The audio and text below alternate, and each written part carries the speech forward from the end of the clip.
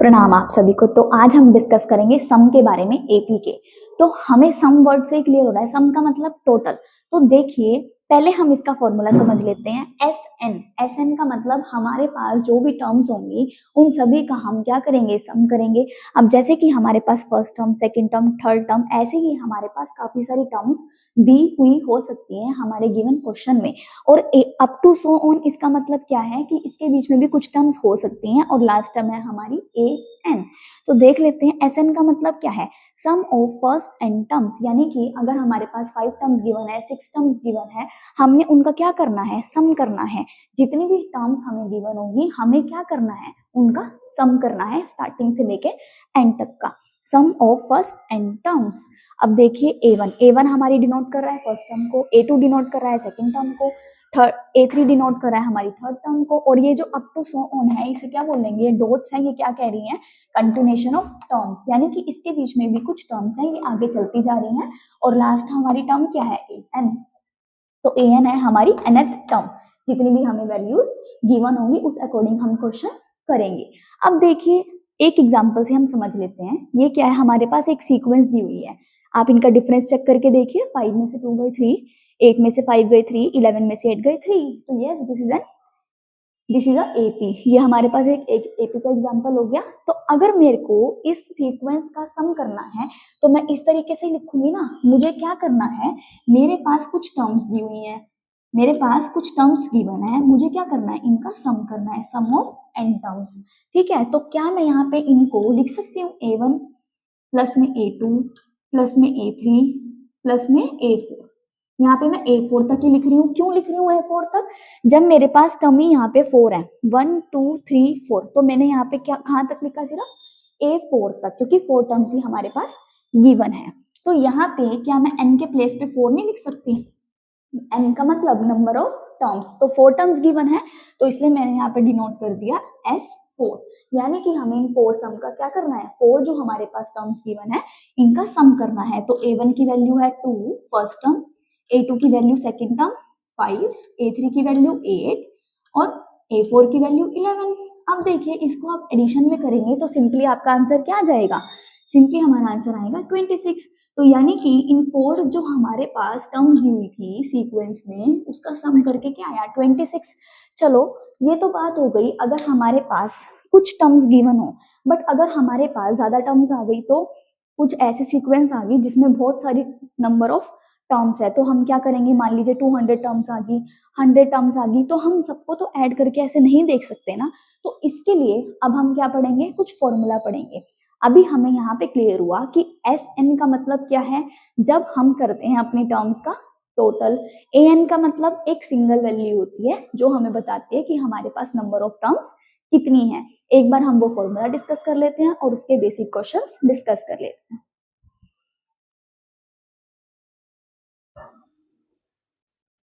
अब देखिए, अब हमारे पास सम निकालने के, अगर हमारे पास कुछ टर्म्स गिवन है तो सम निकालने के लिए हम दो फॉर्मूलाज का यूज करते हैं। फर्स्ट फॉर्मूला है हमारा सम के लिए n/2 a प्लस एल।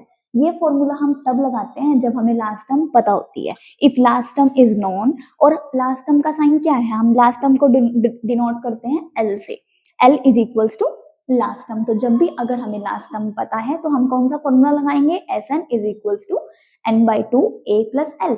इससे हमें क्या मिल जाएगा, हमारी जो टोटल हमें टर्म्स दी होंगी उनका सम हम निकाल लेंगे इस वाले फॉर्मूला से, जब एल हमें पता हो, जब हमें लास्ट टर्म अपनी पता हो।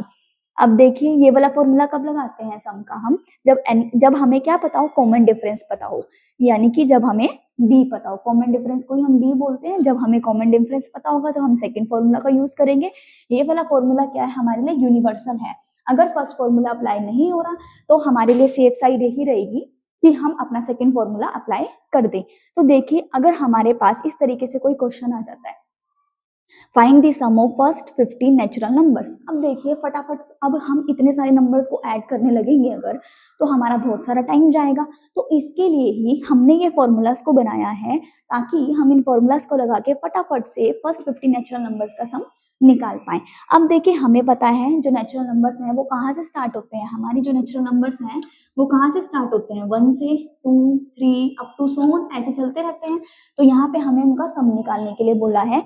तो अब देखिए आपको यहाँ पे क्या चेक करना है, आपको ये चेक करना है यहाँ पे क्या आपको डिफरेंस पता है या फिर आपको लास्ट टर्म पता है। देखिए यहाँ पे आपको डिफरेंस भी पता है और यहाँ पे आपको लास्ट टर्म भी पता है। कैसे, अब देखिए हमें पता है कि फर्स्ट टर्म हमारी 1 ही होगी, सेकंड टर्म हमारी 2 होगी। इस ऐसे करते करते ये अप टू सो ऑन कहाँ तक जाएगा, लास्ट टर्म क्या है हमारी 50। तो यानी कि ये जो हमारी लास्ट टर्म है इसे ही तो हम क्या बोलते हैं, एल। लास्ट टर्म को हम क्या बोलते हैं, 50 बोलते हैं। ठीक है, एल मेरा कहने का मतलब ये है, लास्ट टर्म को हम जो डिनोट करते हैं वो एल से डिनोट करते हैं। तो यहाँ पे हमें अपनी लास्ट टर्म पता है। ठीक है, अब मैं अगर कहूँ आपसे इसका कॉमन डिफरेंस क्या होगा, तो कॉमन डिफरेंस भी आप इजीली निकाल लोगे। 1 के बाद हमें पता है 2 आएगा, 2 के बाद हमें पता है 3 आएगा, 3 के बाद हमें पता है क्या आएगा, 4 आएगा। तो उन सबके बीच में जो डिफरेंस है वो एक एक का डिफरेंस है। तो यहाँ पे हमें डी भी पता है, कॉमन डिफरेंस भी क्या आ गया इन सबके बीच में, 1 आ गया। और हमें क्या पता है, और यहाँ पे हमें अपना ए पता है, ए हमारा क्या है 1 है। तो ये तीनों चीजें यहाँ पे हमें पता है। तो हम कौन सा फॉर्मूला लगाएं, हम इसमें फर्स्ट वाला फॉर्मूला भी लगा सकते हैं और सेकेंड वाला फॉर्मूला भी हम इसमें लगा सकते हैं। अब देखते हैं, हम पहले फर्स्ट फॉर्मूला अप्लाई करके देखते हैं। सम ऑफ फर्स्ट एन टर्म्स निकालनी है। ठीक है, हमने फॉर्मूला अप्लाई करके देख रहे हैं इस बार। सबसे पहले फर्स्ट वाला n/2 a + l। क्यों लगाया हमने ये फॉर्मूला, क्यों, क्योंकि हमें अपनी लास्ट टर्म पता है। लास्ट टर्म क्या है हमारी 50 है। कैसे हमें पता है 50 लास्ट टर्म है, क्योंकि क्वेश्चन में हमें गिवन है फर्स्ट 50 नेचुरल नंबर्स का आप सम निकालिए, इसलिए हमें अपनी लास्ट टर्म पता है जिसे हम l बोलते हैं। ठीक है, तो यहाँ पे हम क्या लिख सकते हैं, s50 लिख सकते हैं। क्यों, क्योंकि हम फर्स्ट 50 टर्म्स का सम निकाल रहे हैं, इसलिए मैंने इसको डिनोट कर दिया s50 से। हम फर्स्ट 50 टर्म्स का सम निकाल रहे हैं। और ये n क्या है, n का मतलब क्या होता है, नंबर ऑफ टर्म्स। हम लास्ट वीडियो में ये क्लियर कर चुके हैं, n आपका डिनोट करता है नंबर ऑफ टर्म्स। तो यानी कि यहाँ पे नंबर ऑफ टर्म्स हमें पता है कितनी है, 50 है। 50 डिवाइडेड बाई 2 और a हमारी फर्स्ट टर्म होती है जो कि हमारे पास क्या है 1। एडिशन में l की जगह क्या लिखेंगे, लास्ट टर्म जो हमारी क्या है 50, जो हमारी क्या है 50। तो क्या हम यहाँ से अपना आंसर निकाल सकते हैं, बिल्कुल निकाल सकते हैं। s50 इज इक्वल टू, हमें पता है इसको हम कट कर देंगे, 2 2 ज़ा 4, 2 5 ज़ा 10, 50 + 1 51। अब इसे हम मल्टीप्लाई कर लेंगे तो हमें मिल जाएगा फर्स्ट 50 टर्म्स का सम क्या आएगा हमारे पास। हम मल्टीप्लाई करके एक बार देख लेते हैं फटाफट से।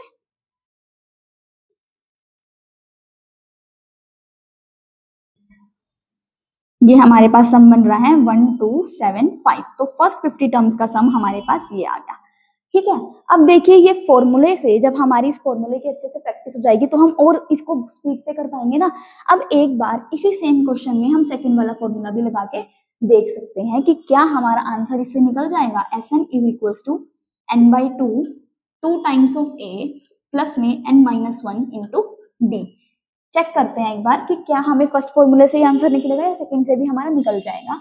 तो हमें पता है यहाँ पे हम s50 लिख सकते हैं। n की वैल्यू क्या है, नंबर ऑफ टर्म्स हमें पता है 50 है, टोटल नंबर ऑफ टर्म्स हमें पता है कितनी है 50। 2 टाइम्स ऑफ a की वैल्यू हमें पता है 1 है, प्लस में n हमारे पास क्या है नंबर ऑफ टर्म्स जो अगेन हमारी क्या है 50, और कॉमन डिफरेंस हमें पता ही है 1 है। तो इसको हम सॉल्व करके देखते हैं। 2 2 ज़ा 4, 2 5 ज़ा 10, यहाँ पे आ जाएगा 2। एडिशन एज इट इज, 50 में से 1 गए 49, 49 को 1 से मल्टीप्लाई करेंगे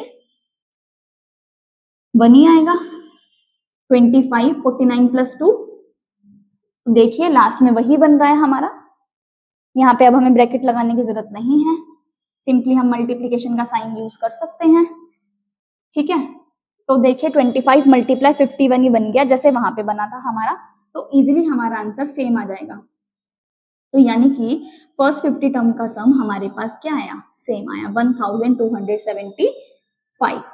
तो यानी कि हम दोनों फॉर्मूला लगा सकते हैं, जो हमें इजी लगे वो हम फटाफट से लगा लें। अब इसके लिए हमारे पास कुछ क्वेश्चन और करेंगे ताकि हमें ये कंसेप्ट अच्छे से क्लियर हो जाए। तो बेसिकली हम अभी तक हमने ये कहा है कि अगर हमें लास्ट टर्म पता है an भी जिसको बोलते हैं या फिर l बोलते हैं, तो हमें यूज करना है फर्स्ट फॉर्मूला, और जब हमें कॉमन डिफरेंस जिसे हम d बोलते हैं वो हमें पता है तो हमें यूज करना है सेकेंड फॉर्मूला। ये फॉर्मूला किसके लिए है, सम करने के लिए, अगर नंबर ऑफ टर्म्स का सम करना हो तो ऐड, इतने सारे टर्म्स को ऐड करने से अच्छा है फटाफट हम फॉर्मूला लगाएं और अपने आंसर पे पहुंच जाएं। नेक्स्ट देखिए, नेक्स्ट डिफरेंट टाइप का क्वेश्चन देख लेते हैं। In an AP the first term is 4। अब देखिए सबसे पहले हम राइट करेंगे कि हमें क्या क्या गिवन है। फर्स्ट टर्म मतलब कि ए हमें क्या दिया हुआ है, 4 दिया हुआ है हमारे गिवन क्वेश्चन में, हमें फर्स्ट टर्म 4 दी हुई है। And the common difference is 3। Common difference का मतलब हमें क्या दिया हुआ है, डी जो है वो हमें क्या दिया हुआ है, 3। Find the sum of first 12 terms, यानी कि हमें S12 निकालना है। S12 का मतलब सम ऑफ फर्स्ट 12 टर्म्स। तो यहाँ पे अगर हमें पहली 12 टर्म्स की लास्ट टर्म के बारे में सोचना होगा, देखिए फर्स्ट टर्म तो हमारी 4 आ गई, फर्स्ट टर्म तो हमारी 4 आ गई, इसके वाली जो नेक्स्ट टर्म होगी वो हमारे पास क्या होगी, 7 होगी। लेकिन हमें इन्होंने क्या बोला है, कॉमन डिफरेंस तो 3 है, लेकिन अगर हम इसकी लास्ट टर्म के बारे में सोचने लगेंगे तो हमें थोड़ा सा टाइम लग जाएगा। तो इसलिए हमें क्या करना है, हमें अपना डायरेक्ट फॉर्मूला यूज करना है यहाँ पे। क्या कि हमने जो 2 कंडीशन पढ़ी थी कि अगर हमें फर्स्ट टर्म पता है, या फिर हम ये बोल सकते हैं कि अगर हमें डी पता है, इफ डी इज नोन, अगर हमें कॉमन डिफरेंस पता है तो हम कौन सा फॉर्मूला लगाते हैं, direct S12 is equals to n/2 2 times of a plus n-1 into में d।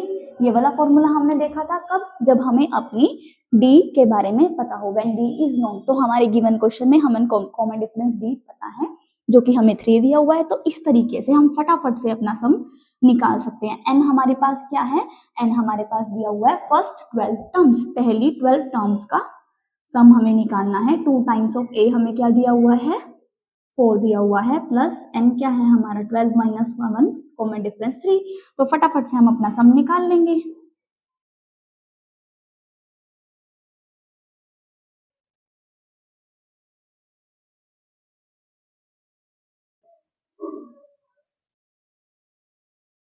तो यानी कि फर्स्ट 12 टर्म्स का जो हमारे पास सम आया है, ये ऐसा नहीं है कि ये डायरेक्ट चल रही थी, कॉमन डिफरेंस हमारा क्या आ रहा था, 3 आ रहा था।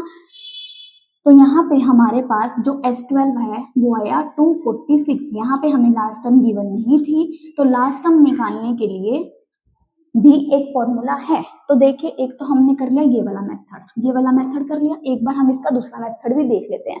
सेकंड मेथड में हम क्या करेंगे, हमें यहाँ पे लास्ट टर्म नहीं पता, हमें नहीं पता कि लास्ट टर्म की वैल्यू क्या आएगी। फर्स्ट टर्म हमें पता है लेकिन हमें लास्ट टर्म नहीं पता, तो लास्ट टर्म हम पता है कि या तो an को बोलते हैं लास्ट टर्म, या फिर l को बोलते हैं लास्ट टर्म। दोनों का मीनिंग क्या है, सेम है। तो इसके लिए हमने एक फॉर्मूला पढ़ा है अपनी एपी में ही, an is equals to a plus n-1 into में d। क्या इस फॉर्मूले से हम अपनी लास्ट टर्म निकाल सकते हैं? ये हमने nth टर्म के लिए फॉर्मूला पढ़ा था कि अगर हमें nth टर्म फाइंड करनी हो तो हम ये फॉर्मूला लगाते थे। तो अब हमारे पास यहाँ पे लास्ट टर्म गिवन नहीं है, तो हम फटाफट से यहाँ से इस क्वेश्चन में भी ये फॉर्मूला लगा के फर्स्ट हम अपनी लास्ट टर्म फाइंड कर लेंगे, देन हम सम का फॉर्मूला लगा देंगे। ये थोड़ा लेंथी है हमारे पास, लेकिन हम एक बार इस सेकंड मेथड से भी करके देख लेते हैं। ये हमारे पास जो मेथड है वो सेकंड है। ए फर्स्ट टर्म हमारी 4 है, एन हमारे पास क्या दिया हुआ है 12, और डी हमारे पास 3 है। यहाँ पे हम लिख सकते हैं कि A12 हम निकाल रहे हैं सम ऑफ, तो ये क्या निकाल रहे हैं हम अपना A12। तो यहाँ पे 4 प्लस 12 में से बन गए 11, 33 प्लस 4 37। तो यहाँ पे हमें ये पता चल गया फटाफट से कि हमारी जो 12 टर्म है वो क्या आएगी, 37 आएगी। तो अगर हमें इस मेथड से करना है तो हमें पहले अपनी लास्ट टर्म को निकालना पड़ेगा। अब हमें लास्ट टर्म पता चल गई, तो अब हम इसमें अपना फॉर्मूला पहले वाला लगा सकते हैं। कौन सा था हमारा फर्स्ट फॉर्मूला फर्स्ट क्या था, अगर हमें लास्ट टर्म की वैल्यू पता है तो हमने फॉर्मूला सीखा था n/2 a प्लस l, इस तरीके से सीखा था हमने। तो यहाँ पे हम क्या करेंगे, हमें पता है n की वैल्यू 12 है, n हमें पता है दोबारा से 12 ही है। अब फर्स्ट टर्म भी पता है और लास्ट टर्म हमने यहाँ से अभी निकाली, दैट इज योर 37। 37 में 4 ऐड करोगे 41, और बाहर क्या दिया हुआ है 12/2, इसे कट करोगे तो फिर से 41 मल्टीप्लाई 6 बन गया। तो यहाँ से भी हमारा आंसर 246 ही आएगा। तो देखिए ये तो थोड़ा लेंथी मेथड हो गया हमारा, लेकिन अगर हमें डायरेक्ट, हमने स्टार्टिंग में ये बात बोल दी थी, अगर हमें डी पता है, D is non, common difference is non, तो डायरेक्ट हम ये वाला फॉर्मूला अप्लाई कर सकते हैं n/2 2a + n-1 × d। तो यहाँ से हमने क्या किया, अपनी फर्स्ट 12 टर्म्स का सम निकाल लिया, ठीक है। सेकंड मेथड हमने ये देखा कि पहले हमें लास्ट टर्म, हमने फर्स्ट फॉर्मूला क्यों नहीं लगाया, क्यों, क्योंकि हमें लास्ट टर्म नहीं पता थी। तो सबसे पहले हमने क्या निकालनी पड़ेगी, लास्ट टर्म निकालनी पड़ेगी। लास्ट टर्म निकालने के लिए हमने कौन सा फॉर्मूला लगाया, an = a + n-1 × d1। वहां से हमें अपनी लास्ट टर्म पता चल गई, तो उसको हमने सम के फॉर्मूले में पुट किया। यहाँ तक हमारा काम खत्म नहीं हुआ, क्योंकि ये तो हमारी ये बता रहा है कि 12 टर्म पे हमारी वैल्यू क्या आएगी, 37। तो हमें तो सम निकालना है ना, तो सम के लिए तो हमें सम वाला फॉर्मूला भी लगाना पड़ेगा ना। तो यहाँ से हमें पता चला फर्स्ट 12 टर्म्स का जो हमारी सम है वो क्या आया, 246। यहाँ पे हमारी फर्स्ट टर्म क्या थी, 4, कॉमन डिफरेंस क्या था, 3। मुझे उम्मीद है ये क्वेश्चन आपको क्लियर हो गया होगा।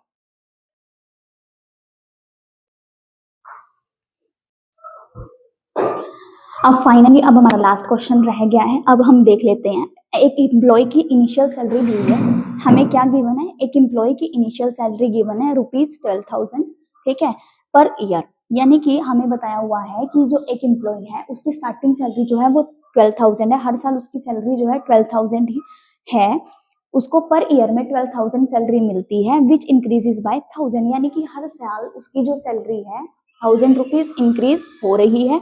But will be he salary in the 8th year, हमसे पूछा है 8th ईयर में सैलरी कितनी होगी। यानी कि हमें गिवन क्वेश्चन में ये बोला हुआ है, एक एम्प्लॉय है जिसकी स्टार्टिंग सैलरी 12,000 रुपीज है और हर साल उसकी सैलरी 1000 इंक्रीज होती है। तो आप फाइंड करिए 8th ईयर में उसकी कितनी सैलरी हो जाएगी। इसके कंपैरिजन में आपको सेम क्वेश्चन करना है, बट यहाँ पे आपको फाइंड करना है total salary received by him in 8 years. यानी कि अगर हमने एक जॉब में ज्वाइन किया है और हमें स्टार्टिंग सैलरी 12,000 मिल रही है, हर साल हमारी सैलरी 1,000 बढ़ रही है, तो इस तरफ हमें ये निकालना है कि 8th ईयर में हमें कितनी सैलरी मिलेगी, और इस तरफ हमें ये निकालना है कि पूरे 8 सालों में अब तक हमने कितने रुपए जोड़ लिए हैं। यानी कि 8th ईयर में अगर 12,000 से स्टार्टिंग हुई है, 1000 इंक्रीमेंट हो रहा है एवरी ईयर, तो टोटल अब तक हमें कितनी सैलरी मिल रही है, तो ये हम निकालेंगे। तो यहाँ पे हम कौन सा फॉर्मूला यूज करेंगे, क्या यहाँ पे हमें सम निकालने के लिए बोला है, नहीं, ये हमें क्वेश्चन में ध्यान रखना है कि हमें बोला है what will be his salary in the 8th year, और इसके कंपैरिजन में यहाँ से यहाँ पे हमें क्या पूछा है, टोटल पूछा है। तो दोनों जगह आपका फॉर्मूला डिफरेंट लगेगा। कैसे डिफरेंट लगेगा, यहाँ पे पूछा है 8th ईयर की, यानी कि फर्स्ट अमाउंट हमें पता है क्या था, 12,000, 12,000 सैलरी थी। सेकंड ईयर में कितनी रही होगी, अगर 1000 इंक्रीज हुई है तो सेकंड ईयर में ऑब्वियस है कि 13,000 की सैलरी होगी। अगर 1000 का इंक्रीमेंट लगा है तो 13,000 बनेगी नेक्स्ट ईयर। ऐसे ही करते करते करते करते हमें नहीं पता 8th ईयर में फटाफट से कितनी सैलरी बनेगी। तो हम क्या करेंगे, हमने कल ही एक फॉर्मूला डिस्कस किया है, कल जो हमारी वीडियो आई थी उसमें हमने ये डिस्कस किया था कि हमारे पास एक फॉर्मूला होता है एन टर्म निकालने का, an = a + n-1 × d। इससे हम क्या निकाल लेंगे, हम ये निकाल लेंगे कि 8th नंबर पर हमारी क्या वैल्यू आएगी, यानी कि 8th ईयर में हमारी जो वैल्यू है वो क्या गिवन होगी, क्या होगी हमारी वैल्यू, कितनी सैलरी हमें मिलेगी अपने 8th ईयर में। तो फटाफट हम इस फॉर्मूले से वो निकाल लेंगे। तो हमें पता है हमारी जो n है वो क्या है, 8। क्यों है 8, क्योंकि हमें निकालना है 8th ईयर की सैलरी। तो यहाँ से हमारी फर्स्ट टर्म हमें पता है 12,000 है, वो हमने पुट कर दी, और n क्या है, n हमारी नंबर ऑफ टर्म्स होती है जो कि कितनी है, 8। और यहाँ पे d कॉमन डिफरेंस सबके बीच में क्या है, 1000 का इंक्रीमेंट लगाया है अगर हर साल, तो यानी कि कॉमन डिफरेंस क्या हो गया, 1000 रुपीज ही हो गया। 13 में से 12 गए 1 ही आएगा, तो 1000 का डिफरेंस हो गया। तो यहाँ से हम अपनी निकाल लेंगे 8th ईयर की सैलरी की 8th ईयर में हमें कितना अमाउंट मिला होगा।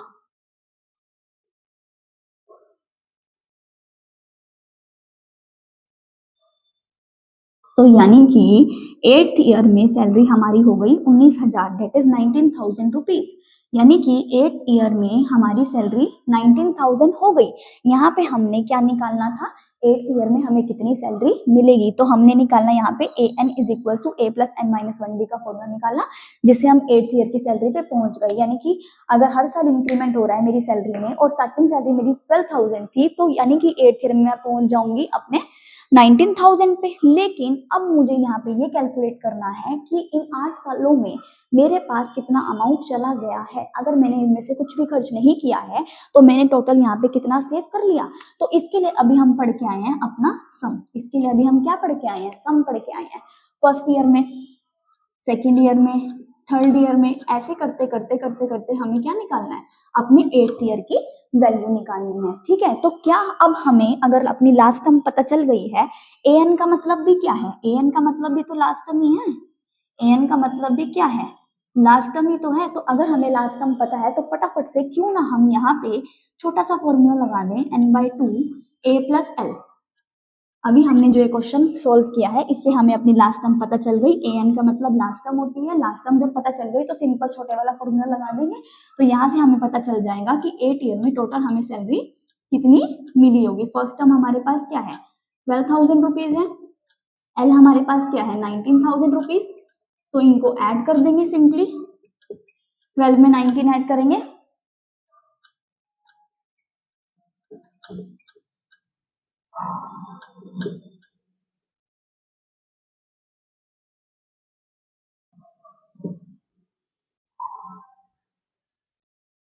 तो देखिए ये हमने इजीली फाइंड कर लिया।